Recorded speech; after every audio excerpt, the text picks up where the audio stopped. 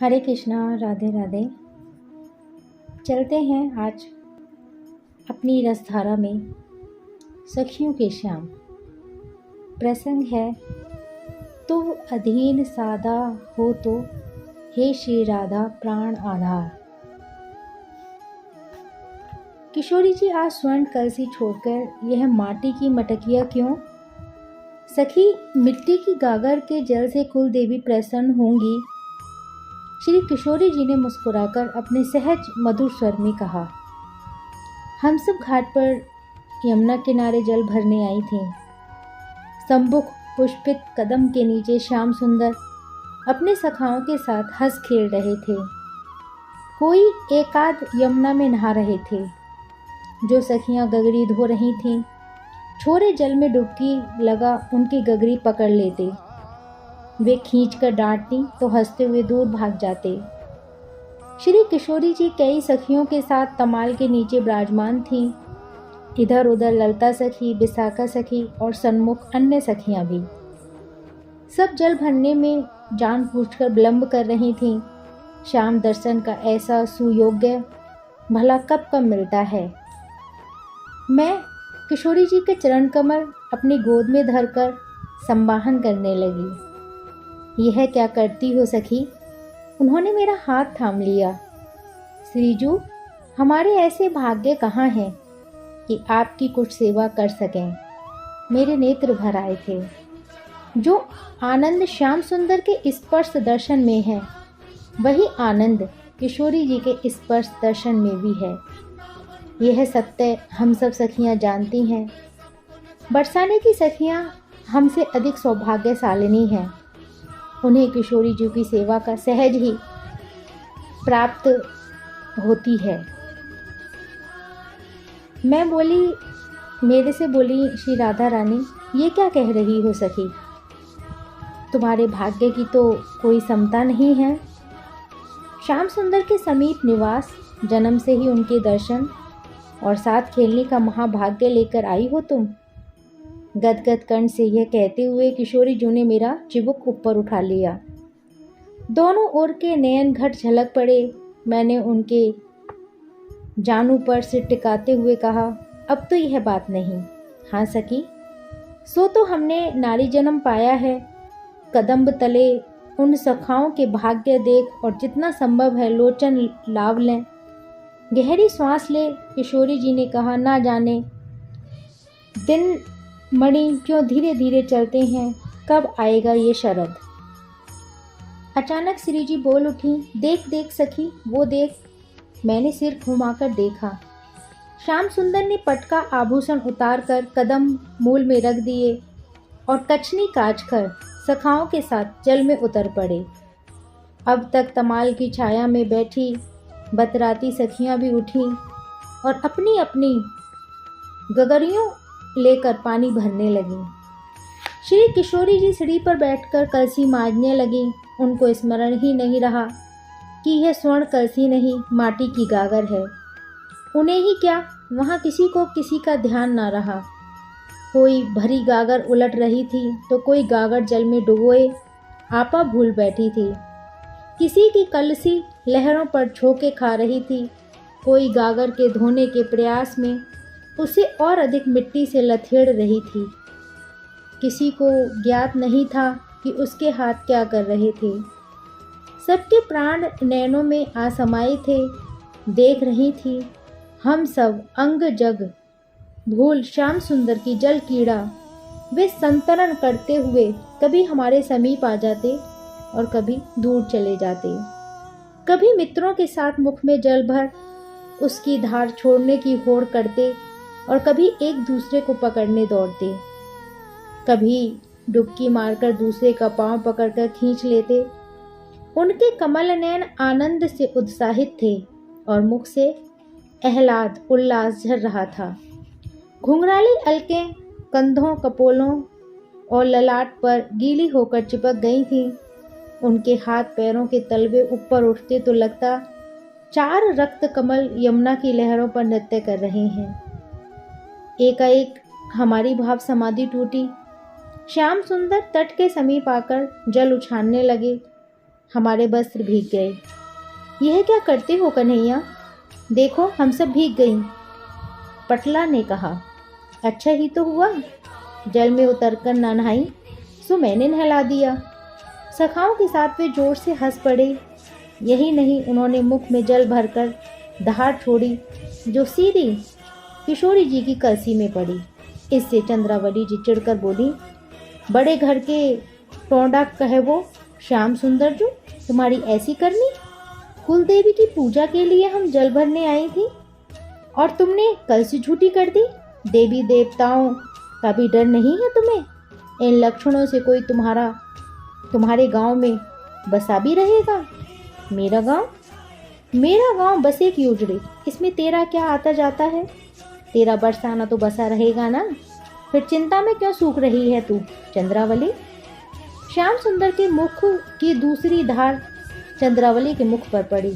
अब तो सखाओं को खेल मिल गया। सब जल उछालने और मुख से पानी की धार छोड़ने लगे। सखियां चिढ़कर भला बुरा कहने लगीं। चंद्रावली जी ने चुनरी से मुख को पहुँचते हुए नैन तिरछे और होठ पिचकाकर कहा, इस बुद्धि पर बलिहार। राधा उठो बहन, इन ठीड लंगूरों का क्या है? ये छोटे बड़े का अंतर क्या समझे गंवार कहीं के, कहीं तुम पर झूठा पानी डाल देंगे। उन्होंने किशोरी जी का हाथ पकड़कर उठा दिया। श्याम ने पुनः मुख से जल छोड़ा और किशोरी जी नहा गईं। उनका शरीर पन सफल की भांति कंटकित हो कांपने लगा और अधमुदे नैन श्याम मुख कमल के भृंग हो गए। हम लंगोरों का क्या है सखी, हम गंवार ही तो ठहरे।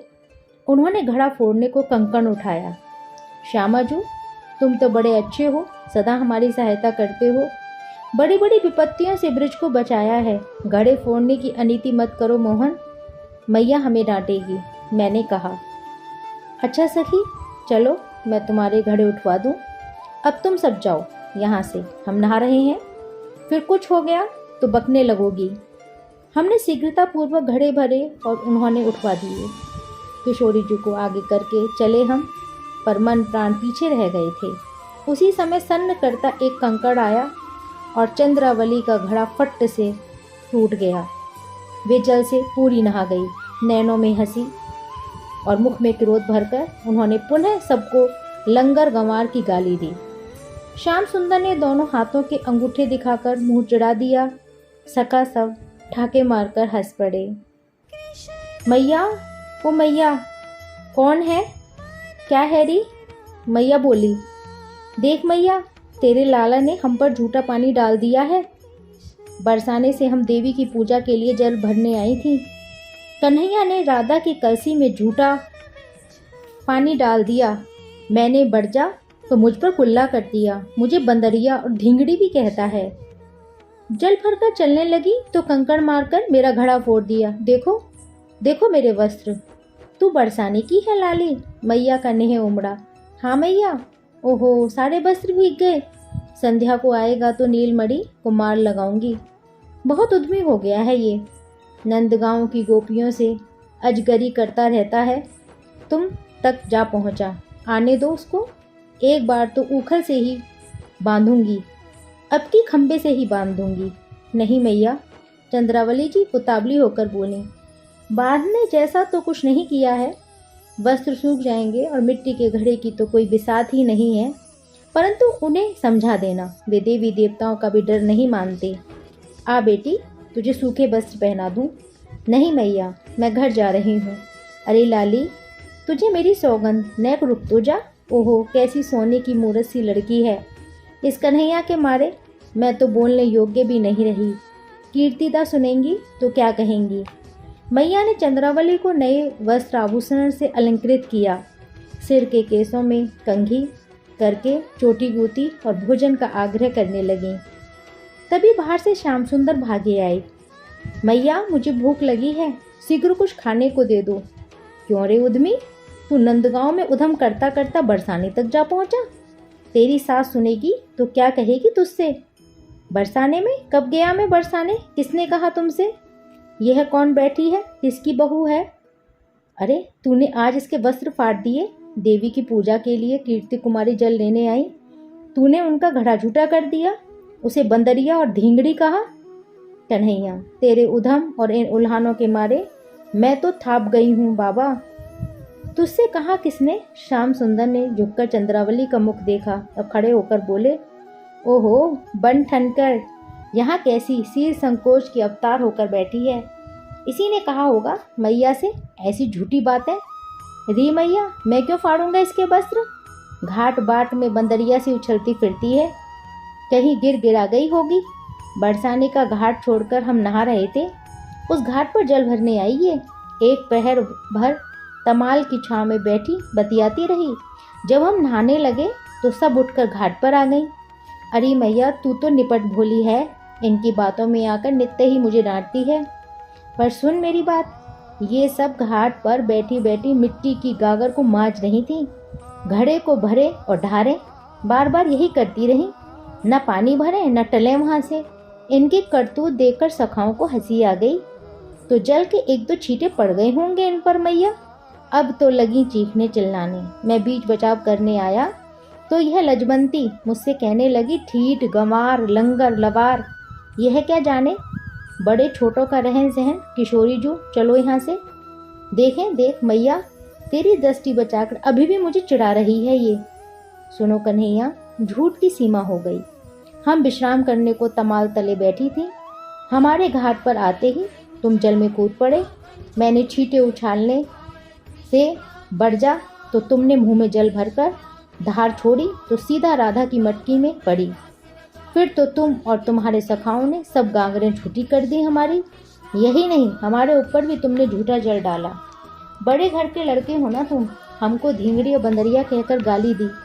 ना जाने क्या देखकर बाबा ने राधा रानी का रूप गुण आगरी की सगाई तुम्हारे साथ कर दी, जिसमें न रूप है न रंग है न गुण है।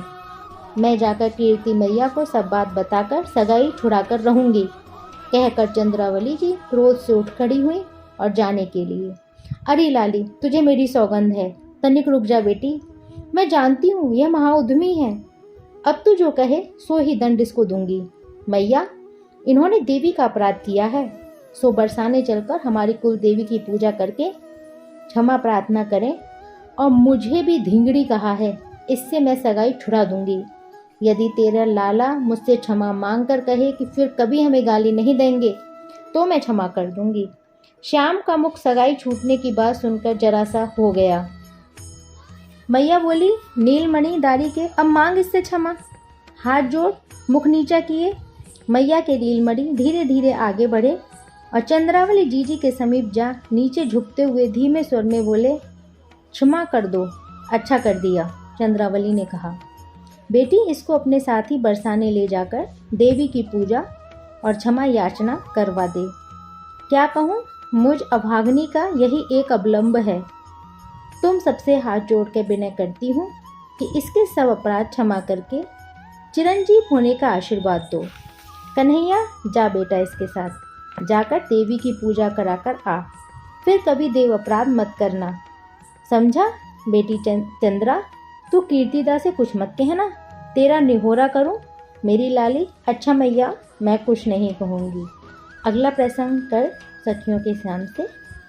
जब तक के लिए हरे कृष्णा, राधे राधे।